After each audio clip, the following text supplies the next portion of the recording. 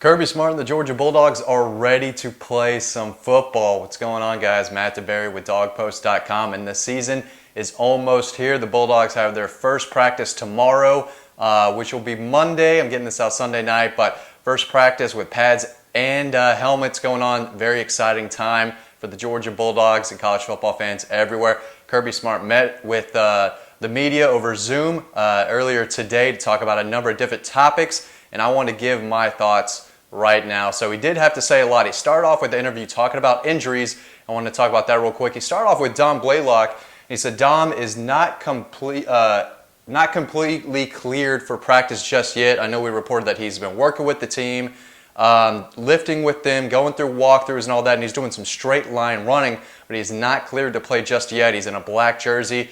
Not sure if he'll be ready to go day one. He might, just depends on how he progresses, but the dude's an animal. He's recovered from that knee injury at a great pace. He's done an excellent job there. We will see him this year. I think we'll see a lot of him, but right now he is not cleared to play just yet. Jamie Newman out with a foot sprain and missed time, but he's finally back and ready to go. He's the guy who I think will start for the Georgia Bulldogs game one. And he did have a foot sprain, according to Kirby, and he did miss some time, but apparently he's good to go and will practice full go tomorrow.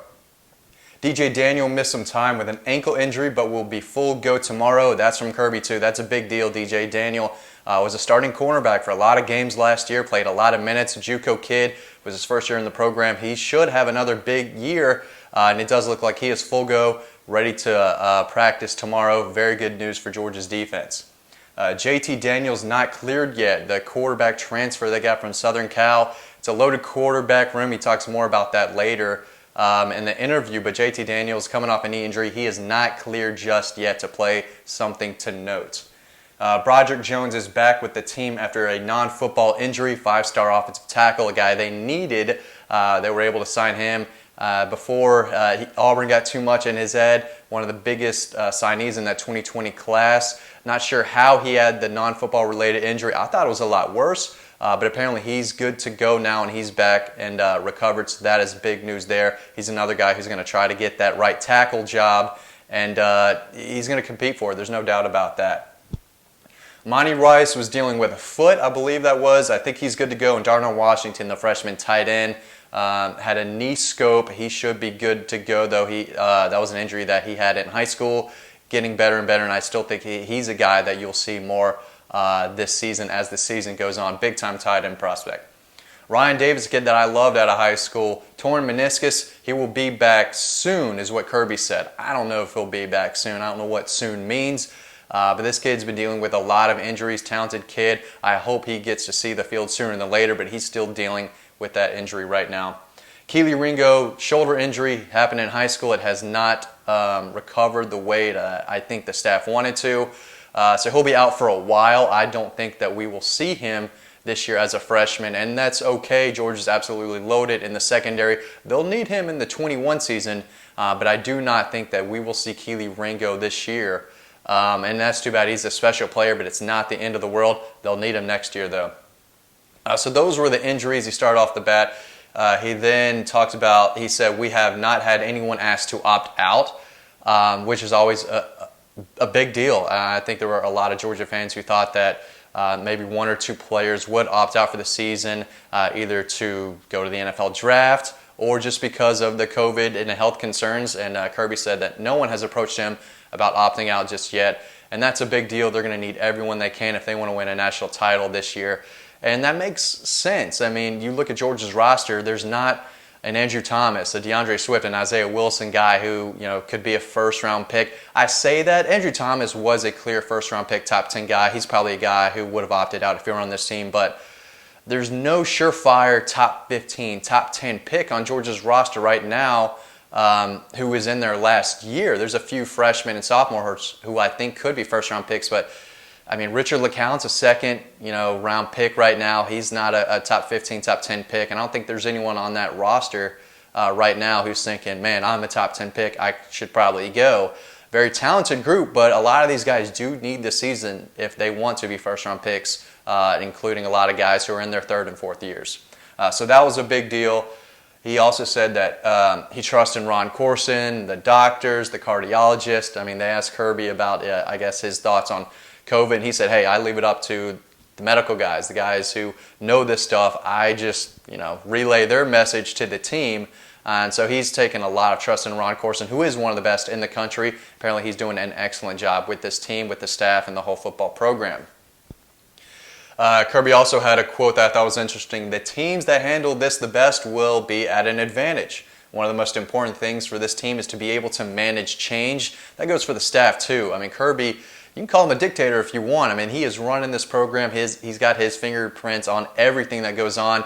Really, really tough for him right now, who wants to control everything to, have things up in the air. He can't control what happens in a lot of the situations. So he talks about being comfortable, being uncomfortable, if that makes sense. These guys have to get used to doing things different than they have their whole football career, and especially in Athens. So they've got to get used to doing things different. And he talked about that, with the team in meeting rooms. Those are small rooms. You got to have them elsewhere. You have to make sure these kids are wearing masks, doing everything they can outside of the little bubble. And that's what he brought up too. He said we get updates on guys not wearing masks, and we address it.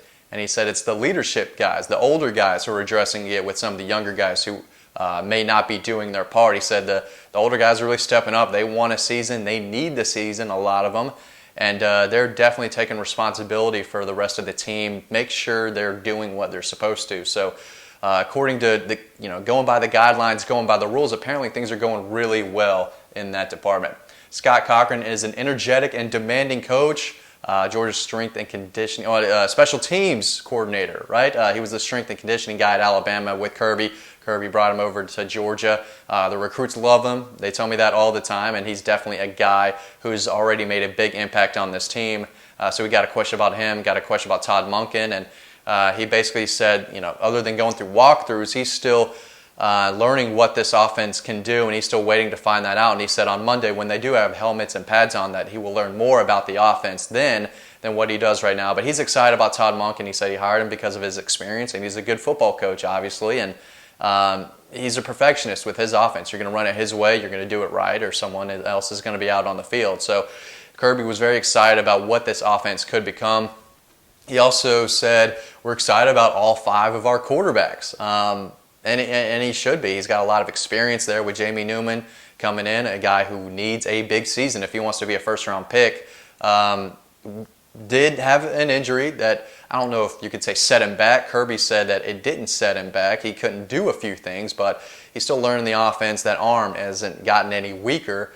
So while he did miss some time, I do believe that he's going to be the starting quarterback, especially with JT Daniels not cleared to play. But he said he liked how all the quarterbacks are doing. He loves that room. He said iron sharpens iron. So he said all the coach speak stuff that you want to hear. But he said they all have their strengths, and they're trying to figure out what strengths will help bring this team a national championship. But again, I've said it for a while. Watch Carson Beck. Watch that freshman quarterback, Carson Beck. He's there to compete, and he's there to play. Definitely got to keep an eye on. But Kirby's definitely happy about his quarterback situation right now. He goes and talks about depth. He said this is an important year to have depth, and he said they're coaching the 3rd and 4th string guys like they're the first team and like they could be playing against Florida and Auburn and Tennessee and those schools. He said could be times where we have to play some of these younger players, so we're coaching them hard. We expect for them to learn the system, do everything they can because they could be needed. So he definitely talked about the overall depth that's going on and how much it's needed for a season like this. If someone gets COVID and can't play, it's the next guy up. So these freshmen, these young players, better know what they're doing, and they're definitely going to be pushed hard by the assistants and Kirby and everyone. So, but overall, he talked a lot about COVID. I thought there were kind of some dumb questions that they asked Kirby today about stuff that he has no control over, and he gave them the coach speak type of answers. But it's clear that they've had to do a lot of things different, and it's something that I've reported for a while now. The teams that handle this situation the best and do the things that they're supposed to and stay healthy and work their butt off in these last few weeks leading up to this season, those are going to be the teams that are the best. So Yeah, Clemson is going to be really, really good. Ohio State, I thought, might be the best team in the country. Who knows if they find a way to play or not. Alabama's going to be really good again, but Georgia's got a shot to win a national title this year, and the depth could be a big reason why. And there could be a lot of really good teams who don't take this as seriously as others. Their players aren't doing their part. They're not hitting the weight room hard enough. They're not leading the team. And we could see a lot of talented teams not do very well this season because of how they address the COVID situation and work through it. But, I mean, all indications say that this Georgia team is doing an excellent job there. Kirby is on track of these guys. They're getting updates. Ron Corson, the best in the business, is doing his part to handle everything the appropriate way. And it does seem like there's a lot of leadership on this team that's coming up, and they're doing their part as well. So it was just great to see Kirby talk about the team. It does feel like it's around the corner now, and I think more and more that we are going to play and probably have a full season. So a lot of good news happening, and there's a lot of reason to be optimistic around this Georgia team, and I know Kirby is pretty happy about it moving forward. So a long way to go. There's a lot of stuff that has to be done. And the team still has to get better, but it's clear that Kirby's pretty happy about this team and especially that quarterback room. So we'll see how it goes, but college football is right around the corner. Big, big deal, and Georgia will start practice tomorrow. Thanks for watching this video, guys. Make sure to stay tuned to the next video coming up right now, and I will see you next time.